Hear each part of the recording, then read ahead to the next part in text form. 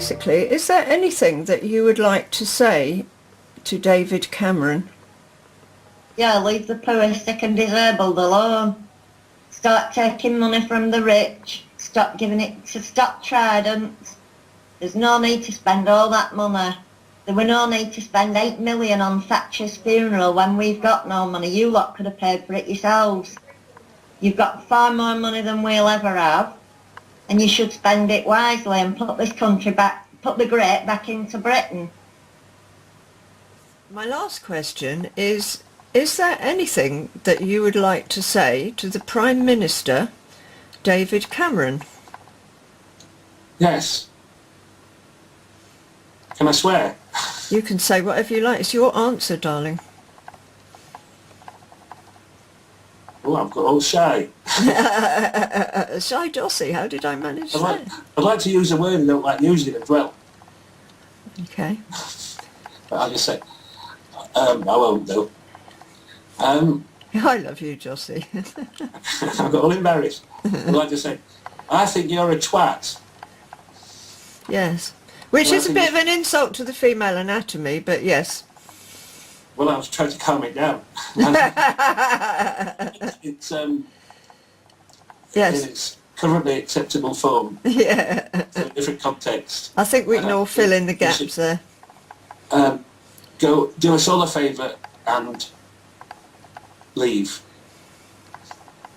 And I don't want him to go. I mean, I don't wish ill on anybody, really. No, I know you don't. But I wish he'd just give up his job. I think it makes me sick, actually. I can start ranting about.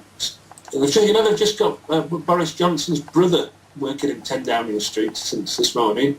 Oh God. I know, and they're all in Nepotism.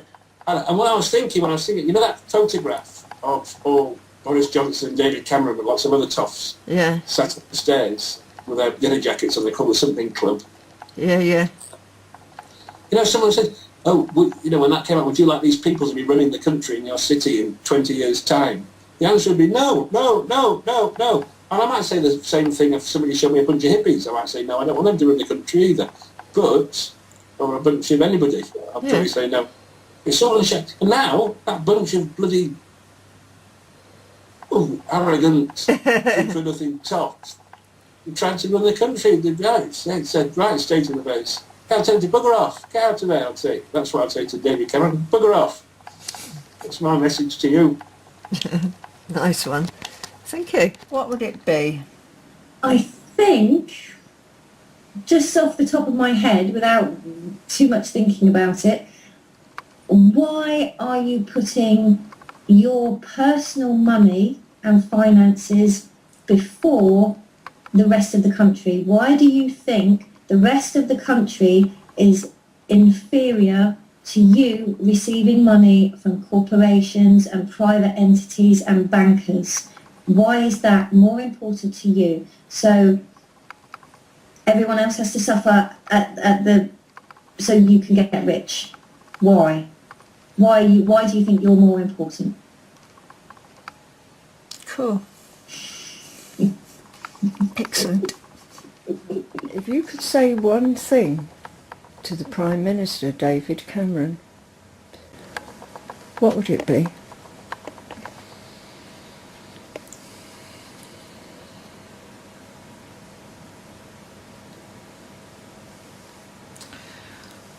Why did you want to be a politician? No? Want to expand on that, or is that all? I suppose I could expand by saying the reasons people do things. People may do the same things, but for different reasons, as we know. Like some people get into politics for power, some people get into politics with a genuine want to help people. Some people get into politics just for a jolly, So that would be my first question. Why did you want to be a politician? But in my heart of hearts, I know that would be a pointless question because I couldn't trust his answer, because I don't trust the man, as with most politicians. So how would you feel about asking someone you know to be a serial liar a question?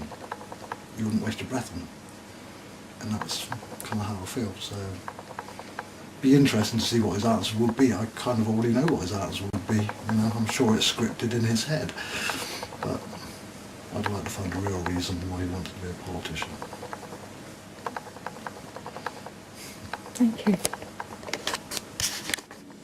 Is there anything that you would like to say to David Cameron?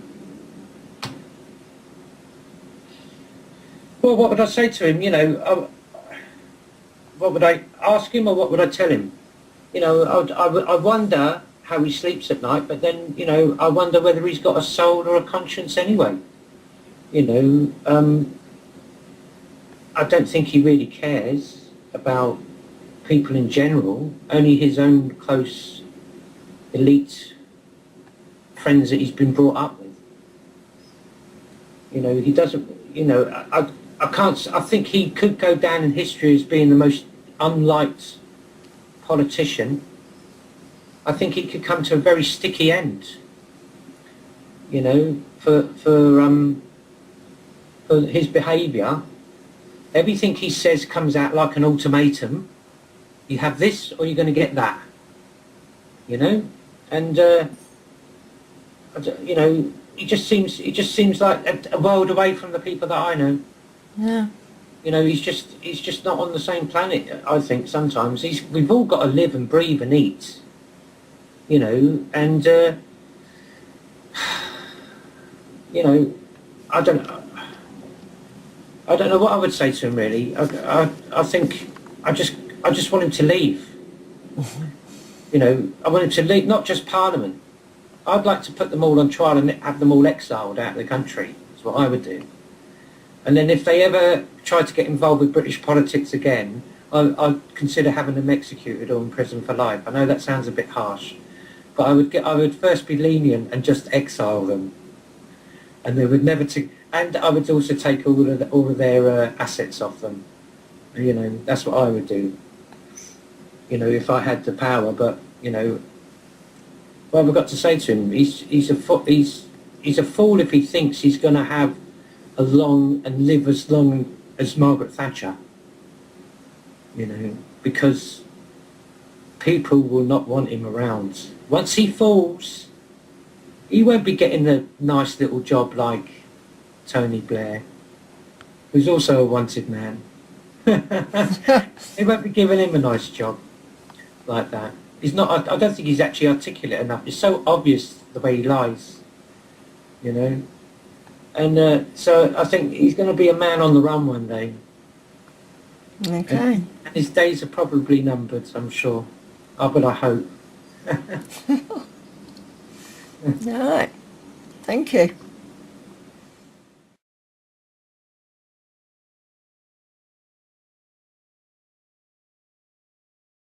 Okay, so you've asked me, Starkus, if you can say something else to David Cameron. Yeah, I just wanted to say, Mr. Cameron, we know you don't work for us.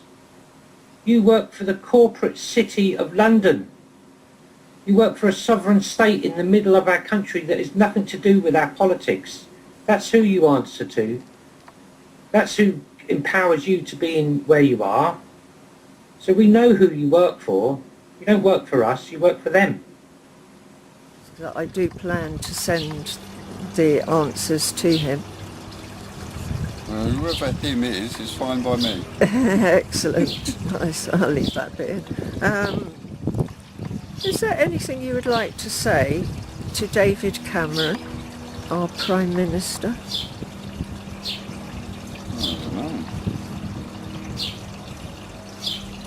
I don't know. I don't know. No, you stumped me there, no. You've got to be in that zone to... It's okay. Take your time, there's no rush. I've got 2 batteries. 48 gigs worth of memory card, so...